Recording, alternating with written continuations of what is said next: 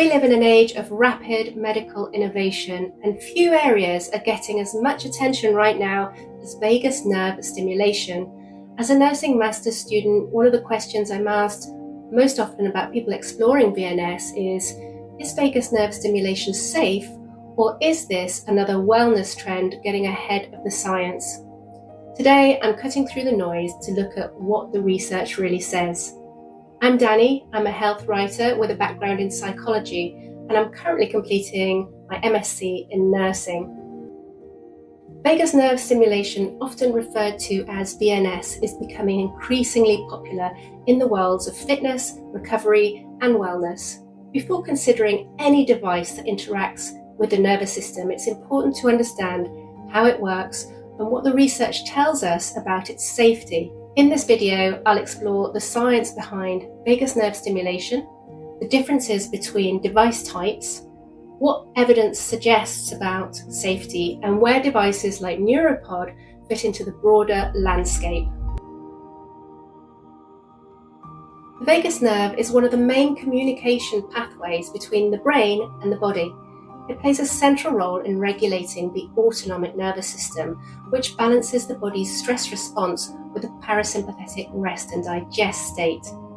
When this system is functioning well, individuals may feel more resilient to stress and better able to adapt to physical and emotional demands. This is particularly relevant for athletes and anyone focused on performance and recovery. Researchers often examine heart rate variability, or HRV, as an indicator of this balance. Higher HRV is generally associated with greater adaptability to stress, although it's important to remember that this relationship is associative rather than guaranteed. There are two main categories of vagus nerve stimulation. The first is invasive VNS, which involves a surgically implanted device in the neck. These systems are approved by the US Food and Drug Administration for specific medical conditions such as epilepsy and treatment-resistant depression, but they require surgery and ongoing specialist care. These systems have been used clinically for several decades. The second category is non-invasive VNS, which delivers gentle electrical stimulation through the skin. This can be applied either to the neck, known as the cervical stimulation, or to the outer ear, referred to as auricular vagus nerve stimulation. Auricular stimulation targets the auricular branch of the vagus nerve, which lies close to the surface of the skin, making it a practical and accessible option for everyday use. When considering any health technology, safety is the most important factor.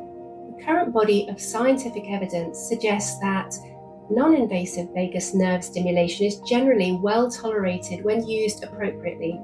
Studies published in journals such as Frontiers in Human Neuroscience and Brain Stimulation report that the most common side effects are mild and temporary.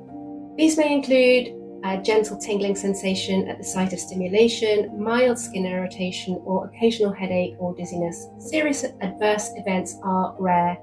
It is worth noting that not all non-invasive vagus nerve stimulation devices carry the same tolerability profile.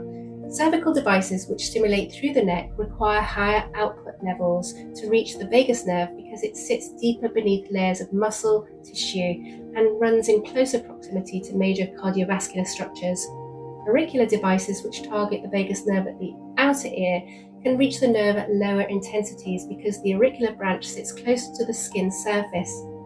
This difference in anatomy is part of why ear-based stimulation tends to be more comfortable and better tolerated for consistent daily use. However, certain individuals should seek medical advice before using these devices. This includes people with pacemakers or other implanted electronic devices, those with significant cardiac conditions, individuals who are pregnant, or anyone who has undergone surgery involving the vagus nerve.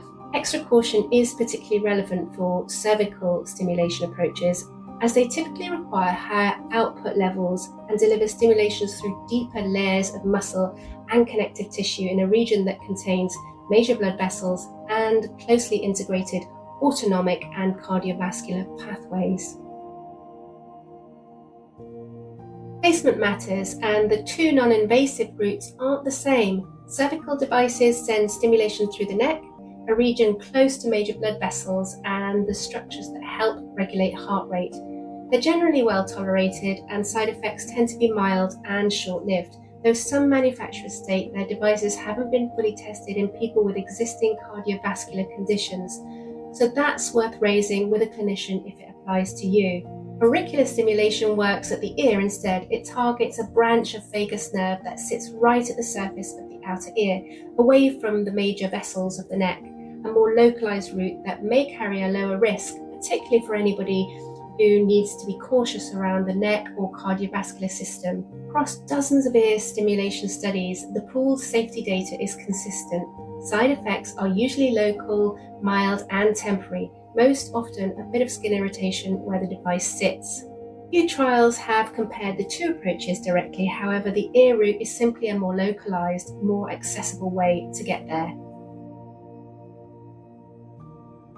Among the range of vagus nerve stimulation ear devices available, Nuropod, developed by Parasim, represents a research-informed approach to supporting nervous system regulation.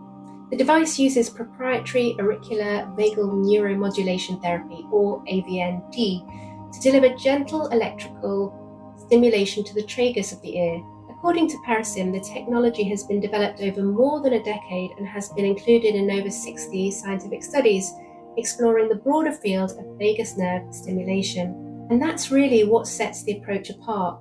Rather than treating vagus nerve stimulation as a one-off calming sensation or a quick wellness hack, Nuropod is designed around consistency and precision, delivering stimulation to a specific point in a controlled and repeatable way that's built to fit into a daily routine over time. The idea is less about a single moment of relaxation and more about consistent everyday use.